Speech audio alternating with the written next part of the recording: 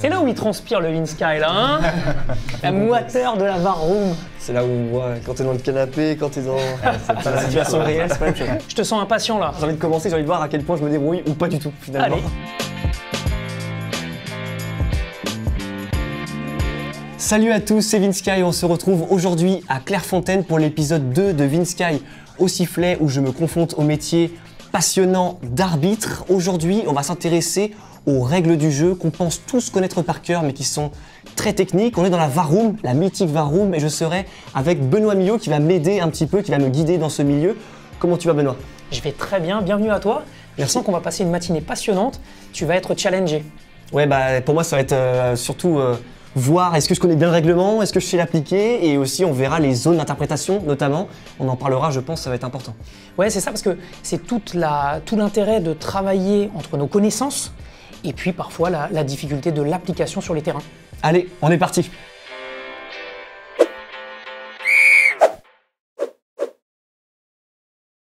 Pour moi, c'est un truc de fou d'être là parce que j'étais jamais rentré dans une VAR Room. Donc là, il y a plein d'écrans, il va falloir que tu me guides un petit peu parce que pour moi, c'est assez impressionnant, je dois dire. Mais avant toute chose, est-ce que tu peux te présenter rapidement pour ceux qui nous regardent? Eh ben Benoît Millot, 42 ans, donc moi je suis en Ligue 1 depuis 12 saisons et j'ai également eu la chance de faire 10 saisons à l'international, donc tout autant sur les terrains, mais également à l'assistance vidéo qui est en vigueur maintenant depuis 6-7 ans. Et donc cette assistance vidéo, j'ai eu la chance de faire quelques compétitions majeures. Je pense à la Coupe d'Afrique des Nations, je pense à la Coupe du Monde au Qatar en 2022. D'accord. Donc j'ai eu la chance de faire ces compétitions, d'y obtenir un peu d'expérience et surtout une expertise de ce nouvel outil qui est mis à notre disposition. Comment ça se passe exactement, le lien avec l'arbitre qui est sur le terrain? Alors il faut que tu saches quelque chose. Il y a des cas d'intervention précis pour l'assistance vidéo. Effectivement, elle ne couvre peut-être pas tous les cas de figure qu'un match de foot peut nous procurer. Mais en tout cas, il y a des cas d'intervention bien spécifiques.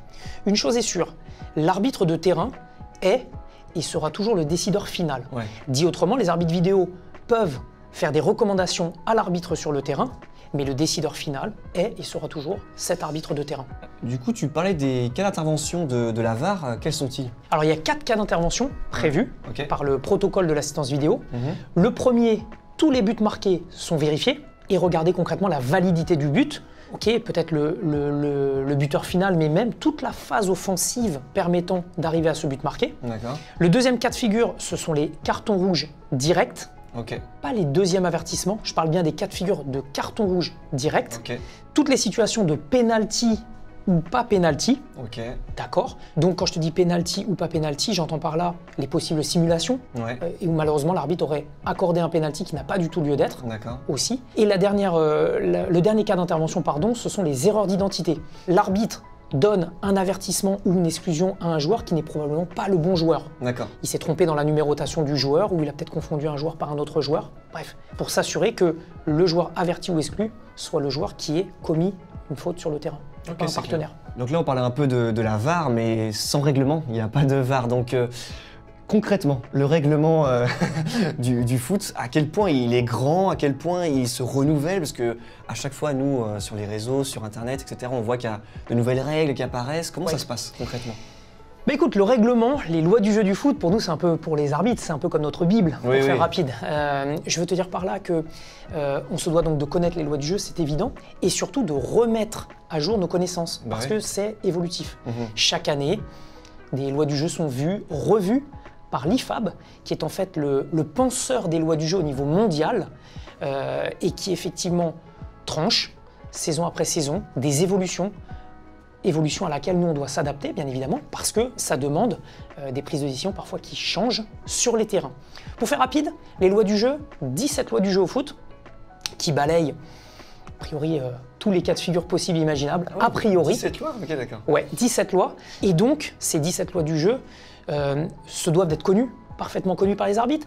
Pour te donner un ordre d'idée, quand tu commences l'arbitrage au niveau amateur, évidemment, tu as d'abord un test théorique des lois du jeu à passer, qui valide le fait ou non que tu connaisses les lois du jeu. Et puis ensuite, bien sûr, tu passes sur le terrain parce que le football, c'est le terrain. En plus, il y a l'interprétation. Comment ça se passe? Parce que l'interprétation, du coup, c'est humain. Donc en fait, C'est toi avec ta sensibilité, je sais même pas si je peux dire ça. Oui, si, parce que c'est une interprétation, il y a une sensibilité. Si, parfois, oui, bien sûr. Comment ça se passe pour essayer de la gérer cette interprétation? En fait, tu le dis un peu à travers ta question. Connaître les lois du jeu ne veut pas nécessairement dire les appliquer comme un robot sur un terrain. Oui. C'est le socle. Évidemment, on se doit de les connaître, parfaitement les connaître, mais après, oui, il y a toujours l'interprétation. Sur un terrain, peut-être que toi et moi, on serait en face d'une même situation, on réagirait pas exactement de la même manière. Ouais. Pourquoi? Parce que dans un contexte, dans un moment particulier, selon ton angle de vue, ton positionnement, ça ce sont des thématiques que tu verras aussi avec d'autres de mes collègues, peut-être qu'on ne prendra pas exactement la même décision. Donc oui, les connaître, ça c'est la base, la connaissance pure. Et puis après, ça se confronte au football de terrain, parce qu'évidemment, le football, c'est sur le terrain, toujours et encore. Bon, la théorie, c'est très bien. Maintenant, on va passer à la pratique. Je crois que tu m'as préparé quelques petites séquences, donc j'espère que je vais être bon. Mais avant de commencer, est-ce que tu peux nous expliquer un petit peu, du coup, l'environnement de travail? Là, on est devant des écrans. Il y a une personne à côté de nous aussi qui s'appelle Simon. Voilà, comment ça se passe? Simon qui est à côté de nous, effectivement, qui est opérateur, ouais. Donc en clair c'est un technicien de l'image, parce que nous, en situation d'arbitre vidéo, on a besoin d'avoir les meilleurs angles quand les situations de jeu se prêtent à des contrôles, et c'est toute l'importance d'avoir un opérateur expérimenté, technicien de l'image, expert de l'image, pour t'apporter les angles les plus pertinents. Okay.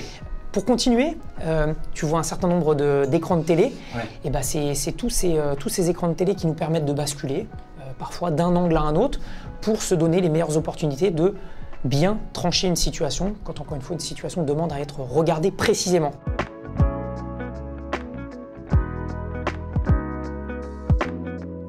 Allez, on est parti, on va regarder des séquences. Alors pour bien expliquer aux gens qui nous regardent, du coup je vais voir une séquence, je vais donner mon avis, et après toi tu me diras si j'ai eu tort, si j'ai eu raison, pourquoi.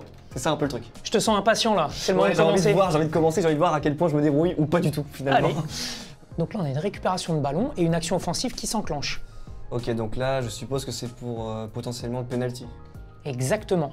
Là en tant qu'arbitre de terrain, tu as jugé une situation d'un possible penalty, et en tant qu'arbitre vidéo, tu te dois également de regarder si éventuellement une erreur manifeste a été commise dans la décision de l'arbitre. Alors toi, quelle serait ton impression? Alors, j'ai le droit de demander ce que je veux à la caméra ou à Simon? Absolument, tu peux avoir la caméra en plein écran, tu peux avoir 4 angles différents. Si les angles qui sont fournis ne te conviennent pas, tu peux m'en demander d'autres. Alors là, le problème c'est qu'il y a un fouillis, c'est compliqué.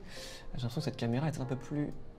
ouais, j'aimerais bien voir celle-ci en grand, s'il te plaît, la caméra numéro 9. Je la mets en plein écran. Alors, parce qu'en fait, si je décris un peu le truc, c'est que l'attaquant tire, comme il le peut, et le défenseur, après coup, cisaille entre guillemets un peu le joueur. C'est compliqué parce qu'au final, qu'est-ce que je dirais dans ce truc-là? Pour moi, il n'y a pas penalty. D'accord. Parce que il tire.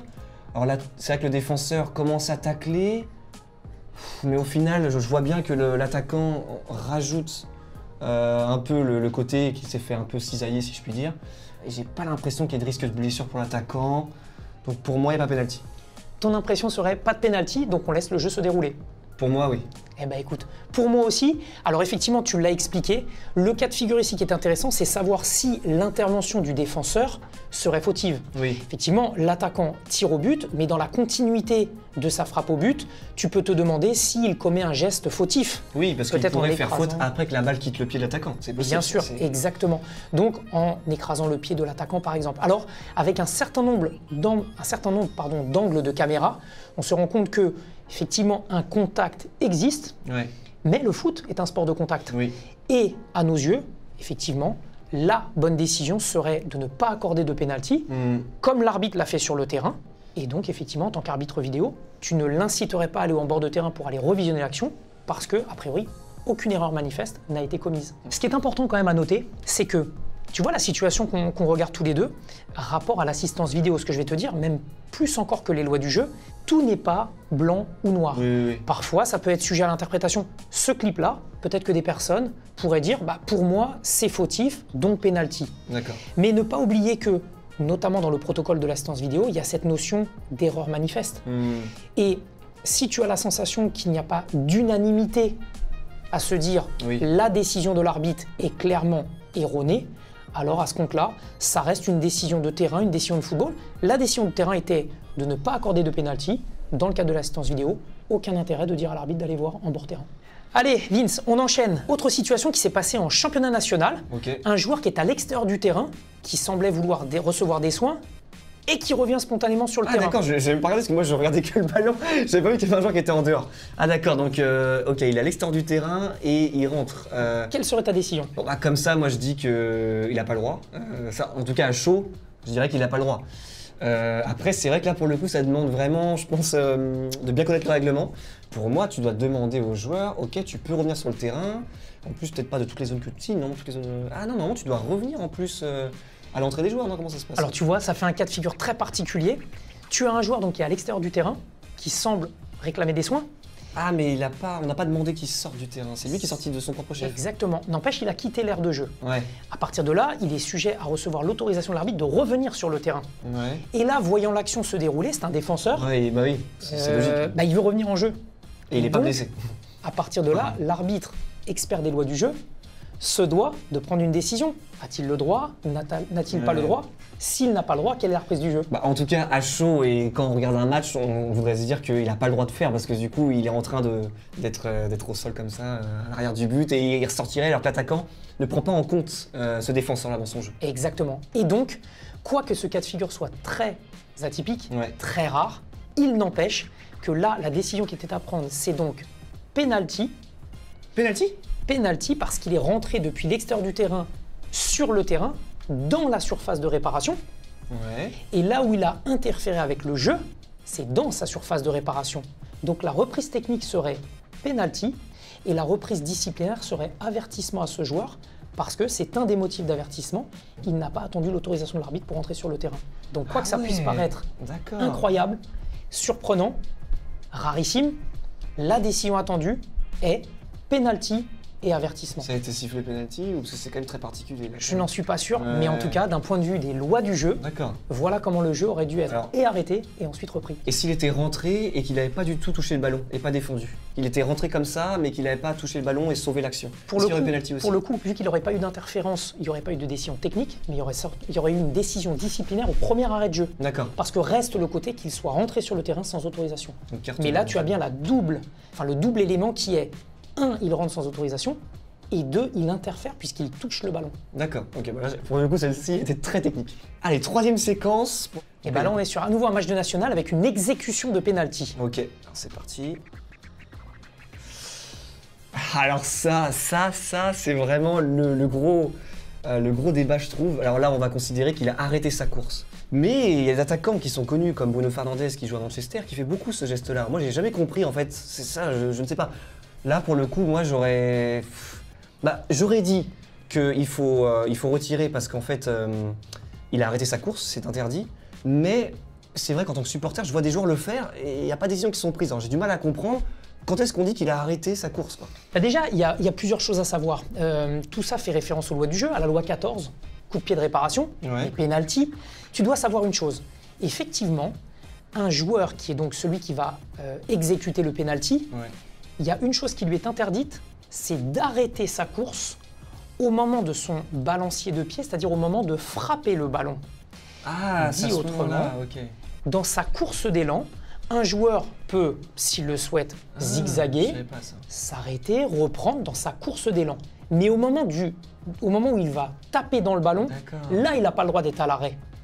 Pour vraiment caricaturer, la feinte de frappe, le gardien qui plonge et l'attaquant qui tire. Exactement, parce que ça lui donnerait certainement, en faisant ça, un avantage qui est un peu injuste vis-à-vis du gardien de but, où souvent le gardien prenant l'information va peut-être partir dans un côté ou un autre, et résultat ça va donner un avantage. Mais alors là j'ai pas l'impression qu'il arrête de balancer de son tir. Et c'est pour ça que sur cette situation, à tort, l'arbitre refuse ce but, alors que le joueur n'arrête pas sa course. Certes il la freine, mais il ne l'arrête pas, et encore une fois il ne l'arrête pas au moment du botté du ballon. Dit autrement, sur cette situation, le but était tout à fait valable, et le joueur a dû reprendre par le coup d'envoi. De plus en plus sur les pénaltys, il y a aussi une dimension tactique. Donc ça, c'est la règle pour ce qui concerne l'attaquant. Et tu sais que pour le gardien de but, la règle, en tout cas, c'est qu'au moment du contact avec le ballon par l'attaquant, le gardien se doit d'avoir un, ou pourquoi pas ses 2 pieds, mais à minima un pied sur sa ligne. Allez, nouvelle séquence, c'est parti. On va découvrir du coup, donc apparemment Clermont contre Lille. Alors, c'est Clermont qui a l'engagement. Ok, Ok, donc il a poussé le ballon et il a fait la passe ensuite. T'en dirais quoi, toi? Pour moi, c'est interdit parce que un engagement, ça doit être fait en un coup. Quoi. Il ne peut pas faire deux coups comme ça. Enfin, c'est mon avis en tout cas. C'est exactement ça. Ouais. En fait, là, le clip, il peut paraître très anodin, mais effectivement, le joueur joue sur une remise en jeu 2 fois consécutivement le ballon, ce qui n'est pas autorisé par les lois du jeu. C'est vrai de la même manière sur un corner, sur un coup de pied de but, un 6 mètres. C'est vrai sur un penalty. Bref, sur une touche. En clair, tu ne peux pas jouer consécutivement 2 fois le ballon sans qu'il n'ait été joué par un de tes partenaires ou qu'il ait été touché, joué par un adversaire. Donc effectivement, arrêt du jeu, coup franc indirect au bénéfice de l'autre équipe. Tu sais, coup franc indirect, c'est-à-dire l'arbitre qui lève le bras. Et effectivement, le jeu repart. Ok. Allez, on est parti pour une nouvelle séquence, Strasbourg-Rennes. Alors là, tu arrives sur une séquence de remplacement. Avant que le coup d'envoi soit donné ou redonné, il est question qu'une équipe fasse un remplacement. D'accord. Tu sais que l'équipement des joueurs, c'est quelque chose qui doit être contrôlé par les arbitres. Alors, par les arbitres sur le terrain ou pour les matchs professionnels, avec également un 4e arbitre. Et en fait, là, la thématique, c'est est-ce qu'un joueur a le droit d'avoir, par exemple, ses chaussettes qui soient coupées de toutes parts, comme on commence à le voir de plus en plus. Ah oui, d'accord, ok. Donc, pour moi, la chaussette, oui, parce que j'ai l'impression que beaucoup de joueurs le font et le fait de couper sa chaussette, je pense pas que ça change beaucoup de choses, que ça ne protège pas plus ou moins le joueur. Je sais qu'après, c'est plus au niveau des crampons, du protège tibia, etc., où c'est plus important. Alors effectivement, donc je te dis, c'est la responsabilité des arbitres de vérifier la conformité de l'équipement des joueurs. Là, en l'occurrence, sur ces histoires de chaussettes qui sont coupées et de plus en plus coupées, non, malheureusement, le joueur n'a pas un équipement qui soit en conformité avec les lois du jeu. Et normalement, on ne devrait pas permettre à ce remplacement d'avoir lieu, en tout cas avec un équipement comme ça. Je sais qu'il y a beaucoup de jeunes qui font de plus en plus ça, donc je pense que ça va les intéresser. Je pense qu'ils le font d'autant plus qu'ils le voient parfois à la télévision et il y a l'effet de mimétisme. Mais non, a priori, si on ne l'autorise pas à des joueurs amateurs, il n'y a pas plus de raison de l'autoriser à des joueurs professionnels. Ok, donc nouvelle séquence, dégagement du gardien. Ok. Et là, ok, on a un contrôle, donc là je vois que ça peut être litigieux parce qu'on voit que l'attaquant... alors là comme ça à chaud, je dirais qu'il y a main en tout cas. Parce que j'ai l'impression qu'il met ses bras comme ça et à vitesse réelle sur la caméra, j'ai l'impression qu'il a contrôlé un petit peu grâce à ses mains. Mais du coup, je vais peut-être demander à Simon. Alors je vois que j'ai l'impression que la caméra 9 est pas mal. Est-ce qu'on peut essayer de revenir au moment où on revient au moment où il y a le potentiel contrôle de la main. Ouais. Et après, alors... Donc ça va être ici. Alors il y a la 9 et la 12 qui est hyper intéressante. Là, je vais te mettre. Là, c'est au ralenti, Ah ouais, non mais bon, pour moi, il y a clairement main. Mais en tout cas, à vitesse réelle, ça serait très dur de le voir sur le terrain. Moi, il y a main parce que déjà, c'est pas la main, c'est le bras. Mais on sait très bien qu'au foot, la main, c'est à partir de l'épaule, si je me souviens, c'est tout ça. Donc là, on voit bien que le ballon, il est ralenti et orienté en plus par le bras gauche de l'attaquant, je sais pas de quelle équipe par contre, mais pour moi il y a main. Pour moi il y a main, donc coup franc et carton jaune, je dirais même. Donc ta décision serait de refuser le but parce que tu as remarqué que la situation de jeu s'est prolongée. C'est ça. Et elle a débouché sur un but marqué. Ouais. Et bien effectivement, tu as raison, le contrôle de balle de l'attaquant sur le dégagement du gardien, il est fautif parce que avec l'aide de ses bras, ça lui permet de garder le contrôle du ballon. Donc encore une fois, on ne va pas parler d'intentionnalité ou pas, mais en tout état de cause, la position de ses bras devient non naturelle en cela que ça lui donne un avantage excessif pour contrôler le ballon, garder le ballon dans l'aire de jeu, poursuivre son action, et donc on en termine avec un but marqué. Effectivement, tu marques un point. Je vois que tu es heureux. Ouais, ça fait plaisir. Effectivement, le but était refusé et la bonne décision technique, ce serait de reprendre par le coup franc direct pour l'équipe adverse, sans avertissement, parce qu'il n'y a pas de notion de tricherie particulière. Il y a effectivement un contrôle de balle fautif avec les mains. Et puis c'est suffisant de reprendre par le coup franc pour l'équipe adverse. Alors d'ailleurs, tu parles de main, je vais en profiter. C'est quoi la règle exacte du coup de la main? Parce que souvent on dit coller au corps ou ça touche une partie du corps avant de toucher la main. Comment ça se passe du coup? C'est quoi la vraie règle?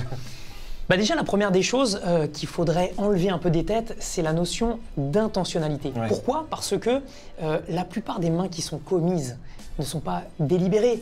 C'est le jeu qui amène à ce que le ballon vienne en contact de la main. Bon, il y a des cas de figure où un joueur délibérément se sacrifie en quelque sorte. Se sacrifie, soit c'est un réflexe aussi des fois. Exactement. Nous, actuellement, ce qui fait foi, c'est surtout la position du bras, le côté naturel ou pas, le côté où le bras serait décollé du corps ou pas. C'est plus des éléments de ce type qui vont nous aider à la décision finale. Parce qu'encore une fois, on risque de le redire, des mains délibérées, purement délibérées, il n'y en a pas tant que ça. Elles sont plus à la marge. Et la dernière, grande évolution, en tout cas c'est moi en tant que grand public, hein, c'est celle que j'ai retenue, c'est le côté aussi que la balle touche le corps avant de toucher la main. C'est quoi exactement un petit peu le cadre de cette règle ou alors sous-règle si je puis dire?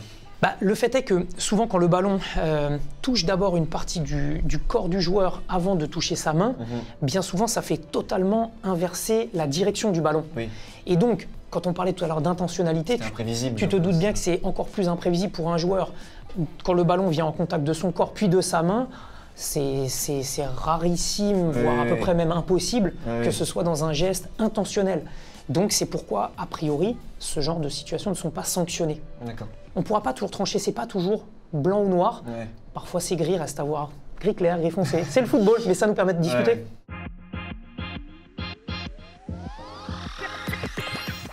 On arrive à la conclusion de cet épisode. C'était super intéressant de pouvoir découvrir cette fameuse VAR Room. Je pense qu'on peut retenir que les arbitres sont des experts du règlement, qu'ils le connaissent par cœur, mais qu'il y a aussi le côté d'interprétation, le côté humain. Et c'est ce que tu as expliqué, Benoît, durant cet épisode. Tu as tout résumé. Effectivement, la connaissance des lois du jeu est essentielle pour les arbitres. Après, c'est la manière de les appliquer sur le terrain. Le terrain, c'est toujours un peu différent. On ne peut pas toujours faire comme dans un livre. Ouais. Mais tu as touché du doigt cette réalité. Et puis, ça met en avant une chose, c'est que l'arbitre est humain. Ce n'est pas un robot. Il fait avec sa perception, il essaie de faire au mieux pour l'intérêt du football. Si vous avez trouvé nos échanges intéressants, n'hésitez pas à vous rapprocher de votre district ou aller dans la description. On a mis tous les liens pour se renseigner sur le métier d'arbitre qui est passionnant. Et merci beaucoup, Benoît, pour tous ces éclaircissements. Écoute, le plaisir était pour moi de te voir venir jusqu'à Clairefontaine, la maison du football français, et puis échanger sur l'arbitrage, thématique passionnante, pas toujours simple, mais passionnante. C'est ça, c'est toujours un plaisir pour moi de pouvoir venir ici. Moi je vous dis à très vite dans le prochain épisode. Salut!